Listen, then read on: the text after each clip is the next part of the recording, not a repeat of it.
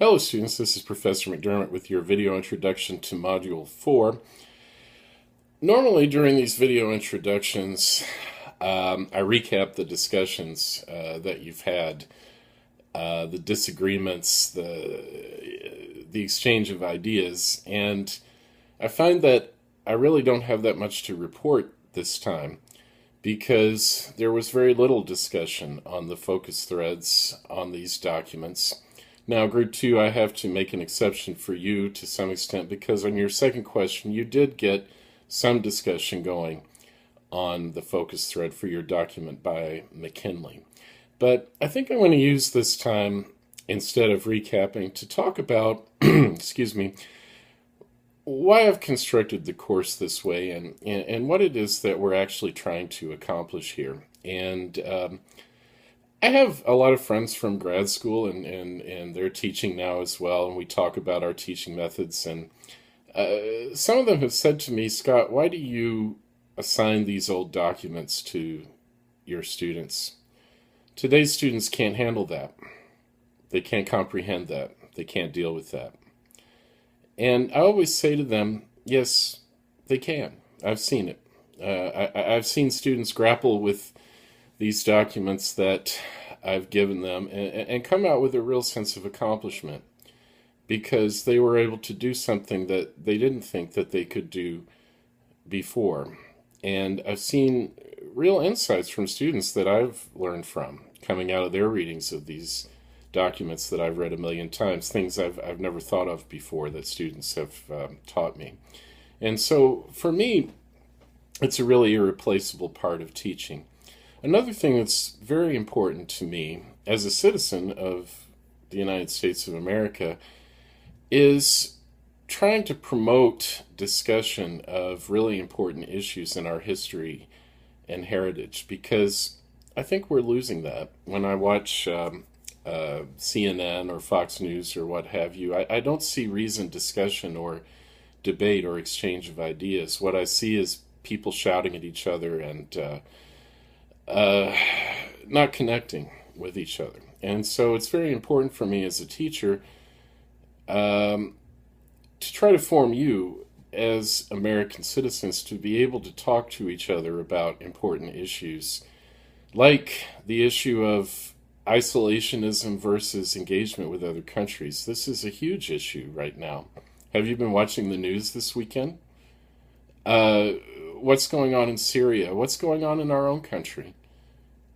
Should we be engaged in places like Syria trying to help people? Or should we just mind our own business and try to prevent terrorist attacks like the ones we've seen this weekend? This is an enormous issue.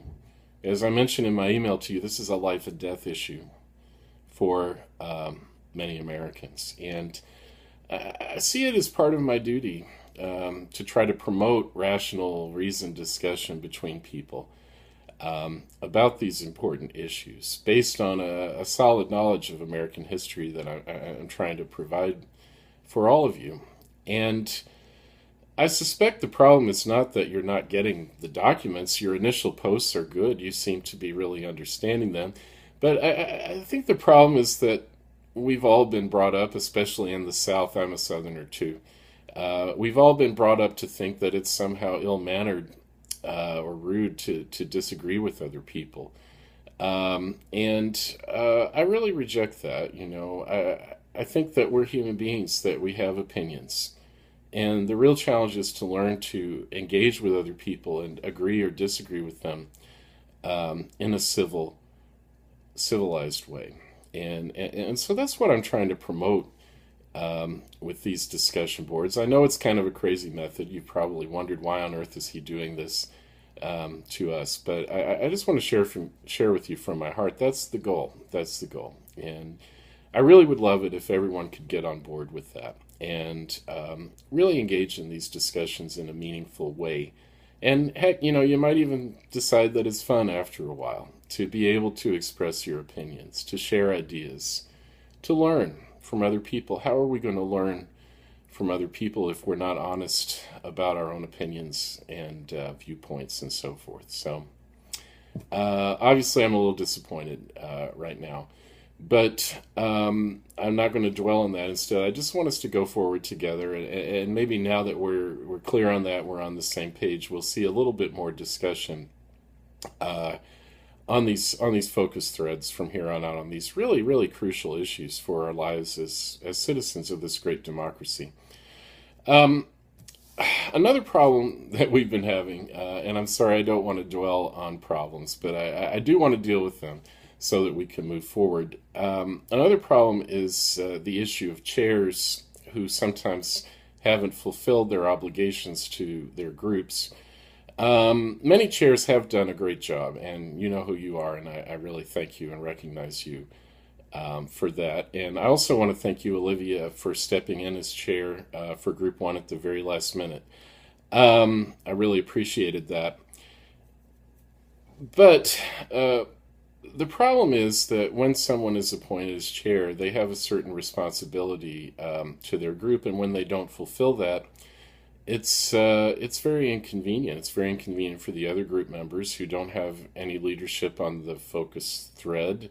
It's very inconvenient for me, and it's especially inconvenient for the people that I need to draft at the last minute to step in and do that job. And it's really not fair. So I'm going to institute a new policy at this point that if you're appointed the chair for a particular module for your group and you don't fulfill all the obligations that the chair has to fulfill, you will receive a 0 on all your discussion questions for that module. So please keep that in mind from here on out. I know that sounds harsh, but really it's a very simple job, and simply involves trying to promote discussion on the focus thread, get people to an agreement on the answers to the questions, and then posting the answers. It's a simple thing that one group member can do for other group members to try to make this a real learning experience. That's obviously the ultimate goal.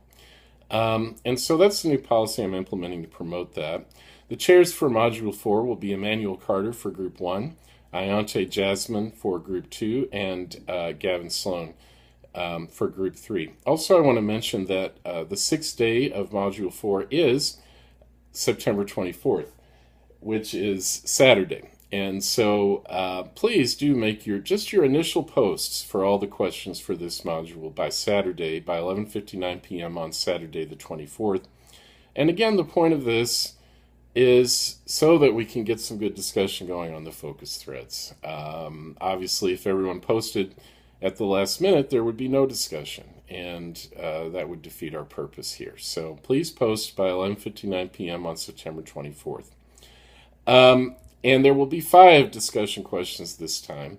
I know that you had a lot on your plate in Module 3 with the article assignment and with the exam, and that's why I only gave you 2 discussion questions. But for Module 4, pretty much we've cleared the decks. There are no extra assignments this time, and so we have 5 discussion questions.